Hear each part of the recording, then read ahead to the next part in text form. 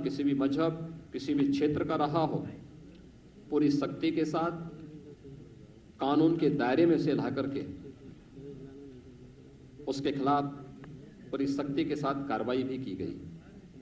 1800 करोड़ रुपए से अधिक की सरकारी संपत्ति जब्त की गई और जब्त करने के साथ साथ जहां पर उन्होंने अवैध निर्माण किए थे वहां पे ध्वस्तीकरण के लिए भी कार्रवाई पूरी मजबूती के साथ चली है। लखनऊ में आप सभी पत्रकार मित्रगण जानते होंगे कि कभी प्रदेश के अंदर सुशासन की क्या स्थिति थी। मुख्यमंत्री बनते थे, अपने स्वयं के आवास बनाने के लिए उनमें होड़ लगती थी, सरकारी बंगले गिराए जाते थे, स्वयं के मकान बनाने के लिए और अपने लिए हवेली, बड़ी बड़ी हवेली बनाने के लिए उनमें एक प्रतिस्पर्धा चलती थी। लेकिन ये 4.5 वर्ष प्रदेश के अंदर सुशासन को समर्पित थे, लोक कल्याण संकल्प पत्र के अनुसार सुशासन को समर्पित थे और हम लोगों ने अपने आवास नहीं बल्कि हम लोगों ने प्रदेश के 42 लाख गरीबों के आवास बनाए हैं। 42 लाख गरीबों को एक एक आवास उत्तर प्रदेश के अंदर उपलब्ध करवाया गया। यही तो सुशासन है, जहां पर गांव के लिए, गरीब के लिए, किसान के लिए, नौजवान के लिए, महिलाओं के लिए शासन की योजनाओं का लाभ देना, उनके मन में शासन प्रशासन के प्रति विश्वास जागृत करना और उन्हें शासन की योजनाओं के साथ जोड़ करके प्रदेश को सर्वांगीण विकास के पथ पर अग्रसर करने की दिशा में आगे बढ़ा देना। और यही तो एक पहचान इस नए उत्तर प्रदेश की है, नए भारत की इस नए उत्तर प्रदेश की है। आपने उत्तर प्रदेश का दृश्य भी देखा होगा कि कोई आपदा आती थी, महीनों महीनों वर्षों वर्षों लग जाते थे, इस योजनाओं का लाभ उन गरीबों को नहीं मिल पाता था। आज आप देखते होंगे अगर कहीं पर कोई आपदा आती है,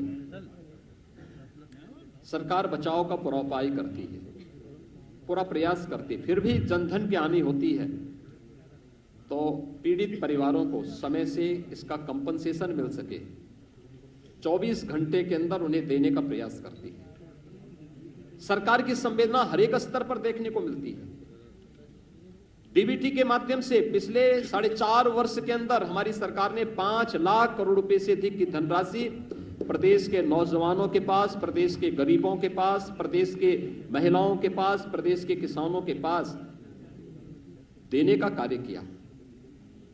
प्रदेश के अंदर पारदर्शी भर्ती की प्रक्रिया को आगे बढ़ाया। 4.5 लाख नौजवानों को प्रदेश के अंदर सरकारी नौकरी दी गई।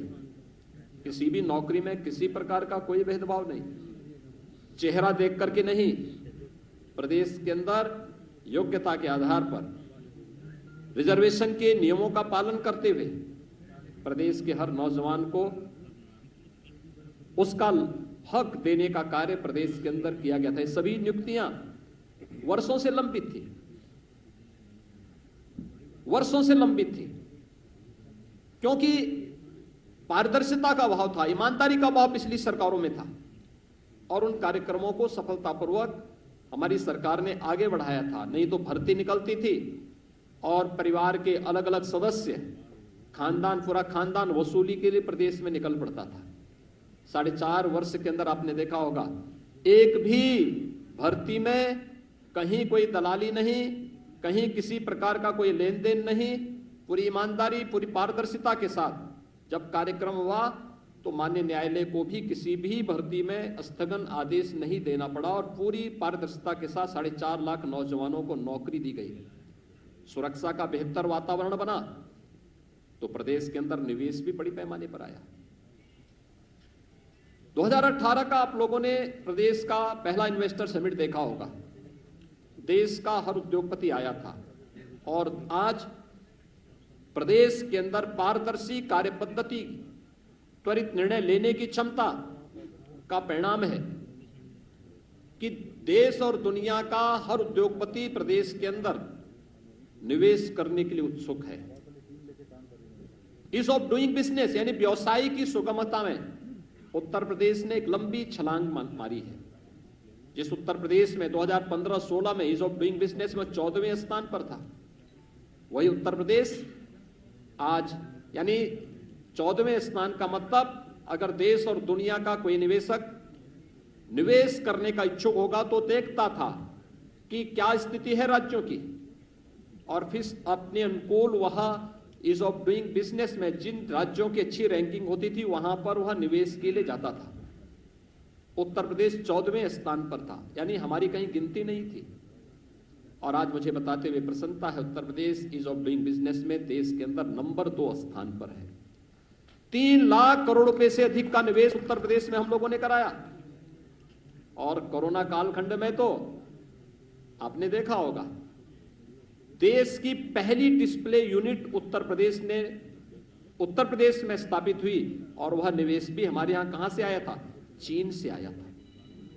चीन से निवेश भारत में, और भारत में उत्तर प्रदेश में हो, ये उत्तर प्रदेश के लिए एक उपलब्धि थी। और इस प्रकार के तमाम निवेश उत्तर प्रदेश में हुए। निवेश केवल हमारे लिए निवेश तक सीमित नहीं था, हमारे नौजवानों के लिए नौकरी और रोजगार का भी माध्यम था।